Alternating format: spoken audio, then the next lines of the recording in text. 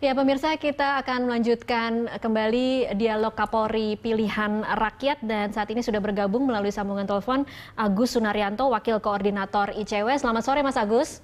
Selamat sore, Mbak. Iya, Mas Agus, kalau boleh dijabarkan apa saja sih sebenarnya kekhawatiran ICW bila Budi Gunawan resmi menjadi Kapolri?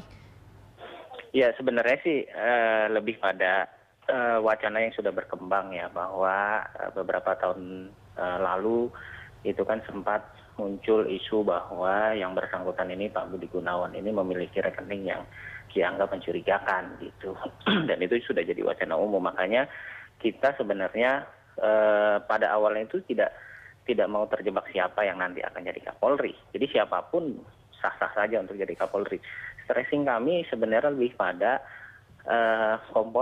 seleksi calon Kapolri itu tidak hanya rekomendasi dari Kompolnas gitu. Kita mengharapkan terobosan yang pernah dilakukan oleh Presiden Jokowi pada saat seleksi calon menteri itu ditindaklanjuti gitu. Jadi tidak hanya seleksi menteri tapi juga Kejaksaan Agung dan Kapolri. Nah, menurut saya pada saat kemarin pemilihan Jaksa Agung, Presiden Jokowi sudah melakukan blunder gitu.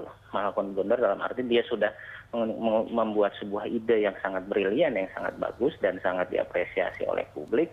Tapi kemudian tiba-tiba muncul Jaksa Agung yang langsung muncul gitu loh ya. Nah, ini mau diulangi lagi di proses seleksi Kapolri. Makanya itu kami mengingatkan sebenarnya kepada Pak Jokowi, ayo dong kalau misalnya memang Pak Jokowi mau menjadi presiden pemberantasan korupsi gitu, maka harus dimulai lagi gitu. Tidak hanya seleksi menteri tapi juga seleksi Kapolri. Kenapa kita minta KPK dan PPATK? Pertama, KPK itu kan mandat utamanya salah satunya adalah membersihkan aparat penegak hukum dari kasus korupsi.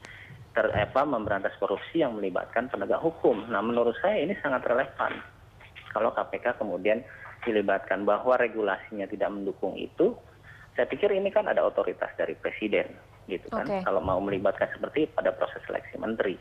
Begitu juga PPATK ya. PPATK selama ini adalah institusi yang memang selalu menelusuri rekening-rekening yang mencurigakan gitu. Kalau itu sudah diklarifikasi oleh Bareskrim misalnya bahwa tidak ada hal yang aneh, hal yang mencurigakan, menurut saya harus dijelaskan kepada publik gitu. Berapa sih sebenarnya jumlah kekayaannya, sumbernya dari mana saja gitu. Karena Komisi Informasi Pusat pada tahun 2011 atau 2010 saya lupa, itu sudah menjelaskan bahwa itu harus dibuka kepada publik.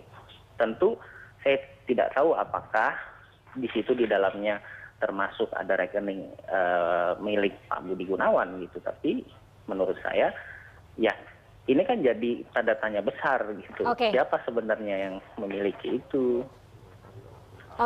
Jadi kalau misalnya dalam proses uji kelayakan dan kepatutan yang akan datang, kemudian Budi Gunawan bisa membuka harta kekayaannya, cukupkah seperti itu? Kemudian misalnya bisa membuktikan bahwa angkanya tidak seperti yang selama ini diisukan? Pertama, kita takut nanti kalau DPR bisa melakukan terobosan juga. Artinya DPR bisa mengundang KPK, mengundang PPATK, bahkan saja kalau perlu diundang untuk mengklarifikasi atau paling tidak memberikan masukan-masukan kepada DPR agar DPR bisa menentukan pilihan yang tepat. Juga nanti juga bisa memberikan rekomendasi kepada Pak Jokowi supaya ini layak atau tidak gitu. Kalau misalnya firm, ya tidak ada masalah gitu. Selama ini kan jadi simpang siur karena institusi kepolisian yang melakukan itu. Ya kita agak-agak khawatir karena ini kan masih belum percaya ya, pada, Mas Agus. Ya esprit de corps sangat tinggi lah gitu. Jadi mana ada sih jeruk mau makan jeruk gitu. Oke, baik. Pak Nasir, kalau boleh membayangkan, kira-kira apa yang harus dibawa oleh Budi Gunawan atau apa yang harus bisa dijelaskan oleh Budi Gunawan agar bisa misalnya kemudian meyakinkan bahwa isu itu tidak benar? Ya, pertama kalau kita lihat ya, Budi Gunawan ini kalau bisa kita katakan punya keberanian melaporkan harta kekayaannya. dari 2008 yang hanya sekitar 4, miliar ya lebih, lalu 2013 22, sekian miliar. Yeah. Artinya saya melihat dia punya keberanian untuk menampilkan harta kekayaannya ini gitu loh. Oke, dia tidak menutup-nutupi, dia tidak menutup-nutupi gitu loh. Okay. Ini sesuatu yang menurut saya sangat positif. Ya, kalau dia jaga image atau dia ingin menutupi kekayaan, tentu dia akan melaporkan sedikit dari kekayaannya, tapi dia laporkan semuanya. Okay. Tentu dia dengan kesadaran penuh melaporkan itu menurut saya. Okay. Ya, dengan kesadaran penuh bahwa dia bisa mempertanggungjawabkan laporan tersebut. Nah, karenanya ketika PPATK mengeluarkan bahwa yang bersangkutan bebas rekening gendut, itu artinya menurut saya bahwa Budi Gunawan bisa membuktikan bahwa ini polisi yang mengeluarkan statement bahwa Bareskrim yang mengeluarkan Bareskrim. Ya memang ini persoalan ya kalau dikatakan tadi teman-teman aktivis ICW bahwa tidak bisa dipercaya bahwa itu jeruk makan nggak mungkin jeruk makan jeruk memang. Nah, makanya kan saya pikir ketika misalnya PPATK ya, PPATK itu kan punya otoritas ya untuk melihat rekening seseorang itu mencurigakan atau tidak. Nah, karenanya saya pikir ketika ini dilalui lewat Kompolnas, lalu kemudian diajukan kepada Presiden calon-calon tersebut, saya punya keyakinan bahwa Presiden sudah melakukan itu semua. Artinya terkait dengan isu-isu rekening gendut atau rekening jumbo, itu sudah selesai di tingkat Presiden. Sangat beresiko kalau kemudian Presiden mengirimkan calon Kapolri yang ternyata rekening jumbonya itu punya masalah. Artinya rekening jumbonya itu berasal dari tindak kejahatan. Sangat beresiko bagi Presiden. Mas Agus, di sini sebenarnya logikanya masuk akal. Agak sangat beresiko bahwa kalau Presiden memilih calon yang kemudian berpotensi di masa datang misalnya kemudian terungkap bahwa dia memiliki rekening gendut dan seorang Kapolri bisa kemudian ditahan oleh KPK misalnya. Akan sangat beresiko buat Jokowi. Pertama saya harus komentari ini bukan soal keberanian bagi Budi Gunawan melaporkan, itu kewajiban karena itu diatur dalam Undang-Undang Penyelenggaraan Negara. Seorang pejabat publik sebelum, pada saat dan sesudah dia punya kewajiban untuk melaporkan itu.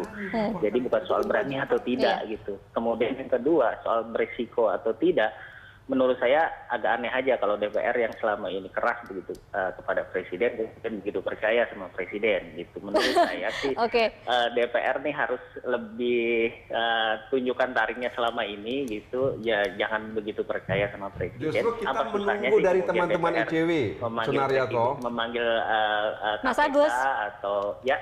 Mas Agus, kami juga sebenarnya menunggu ya informasi, data atau apapun namanya dari ICW terkait dengan fit and proper test calon Kapolri ini. Ya, tentu saja dengan niat baik bahwa data-data itu akan kita konfirmasi. Nah, makanya kalau saya katakan tadi ya bahwa kemudian rekening gendut memang kewajiban pejabat penyelenggara negara. Tapi dia berani mencantumkan itu semua, menurut saya itu sesuatu yang positif. Bahwa kemudian Anda menyebutkan ini sebuah kewajiban, betul bahwa itu kewajiban. Tapi sekali lagi, kalau kita merujuk kepada undang-undangnya, laporan harta kekayaan penyelenggara negara ini tidak wajib gitu loh. Artinya kalau tidak dilaporkan juga tidak ada sanksi. Atau kalau dia mau laporkan tapi dia tutup-tutupi juga bisa. Bisa juga gitu loh. Oke, Mas Agus silakan. Ya, soal Undang-Undang Penyelenggaraan Negara ini memang ada kelemahan karena tidak ada sanksi. Tapi di undang-undang itu jelas itu adalah kewajiban gitu. Nah, kita tentu akan dalam 1-2 hari ini akan mengumpulkan data-data kita untuk kita lagi sedang diskusikan sore ini sedang berjalan dengan teman-teman gitu. Tapi dengan kewenangan yang ada di DPR menurut saya tidak ada salahnya kalau kemudian DPR membuat terobosan kemudian memanggil PPATK dan KPK. Bahkan kalau perlu Dirjen Pajak untuk mengetahui sejauh mana kepatuhan Pak Budi Gunawan untuk melaporkan pajak selama ini gitu. Oke, baik. Ini waktunya sangat terbatas. Saya akan minta closing statement dari Pak Ahmad Basarah. Silakan Pak Ahmad Basarah. Ya, yang pertama bahwa Presiden Jokowi punya hak prerogatif untuk menentukan calon Kapolrinya. Yang kedua, DPR juga punya hak prerogatif untuk memutuskan, menolak atau menyetujui calon Kapolri itu. Seluruh tahapan, mekanisme, dan prosedur dalam hal pengusulan calon Kapolri telah dilalui oleh Presiden Republik Indonesia. Baik mulai dari Kompolnas, kemudian pengajuan ke DPR, dan mungkin insya Allah dalam waktu dekat DPR akan melakukan fit and proper test. Saya kira di dalam kesempatan itulah semua dugaan, semua asumsi, semua praduga dan lain sebagainya bisa dibuktikan. Saya yakin teman-teman Komisi 3 akan memenuhi harapan masyarakat untuk membuktikan apakah Komjen Budi Gunawan ini seorang Kapolri yang layak atau tidak untuk mengejawantahkan mimpi Presiden, cita-cita Presiden, janji Presiden dalam hal penegakan hukum, ketertiban masyarakat melalui seorang Kepala Kepolisian Negara Republik Indonesia. Dan lagi-lagi sebagai negara yang berdasarkan hukum, saya menghimbau semua pihak, mari kita berikan kepastian hukum kepada setiap orang, termasuk kepada Komjen Budi Gunawan, agar dia tidak kehilangan haknya karena sebuah praduga, bahkan sebuah fitnah. Sehingga oleh karena itu mari kita uji semuanya dengan objektif, dengan jernih, dengan penuh sikap kenegarawanan. Saya kira itu, Nasya. Baik, terima kasih Pak Ahmad Basara untuk waktunya di Prime Time Talk Berita 1. Pak Natsir Djamil, closing statement. Kalau lihat dari kata-kata Anda sepanjang 1 jam ini, tampaknya memang DPR kira-kira akan setuju ya pada Budi Gunawan? Belum tentu juga sebenarnya. Dinamika politik di DPR itu tidak linear ya. Tentu saja kami nanti akan melihat ya apakah memang pencalonan ini karena faktor kedekatan atau memang calon Kapolri ini punya kapasitas. Pernah tidak DPR punya pengalaman menolak calon Kapolri yang diusulkan? Memang selama ini belum pernah. Belum Okay. pernah ya, tapi bukan berarti tidak punya keberanian untuk menolak calon Kapolri. Tapi kita lihat ya, kita juga tidak ingin mendahului, kita tidak ingin kemudian mengikuti rumor atau apapun yang namanya, kita tidak ingin membeli kucing dalam karung. Nah, memang dari sisi jejak rekam Komjen Budi Gunawan ini punya kelebihan. Kalau saya nilai, saya pribadi nih ya, beliau ini sudah menjalankan tugas di sejumlah fungsi-fungsi kepolisian. Ini modal menurut saya, modal untuk melanjutkan agenda reformasi di tubuh kepolisian. Jadi sekali lagi nanti pada tanggal 19 yang akan datang, calon Kapolri ini dituntut untuk menunjukkan kapasitasnya, ya, bahwa memang dia layak dan patut untuk menjadi Kapolri pilihan rakyat Indonesia. Oke, baik, kita sama-sama tunggu. Terima kasih Pak Natsir Djamil untuk waktunya di Prime Time Talk. Dan pemirsa, kami masih akan kembali usai jeda komersial berikut ini.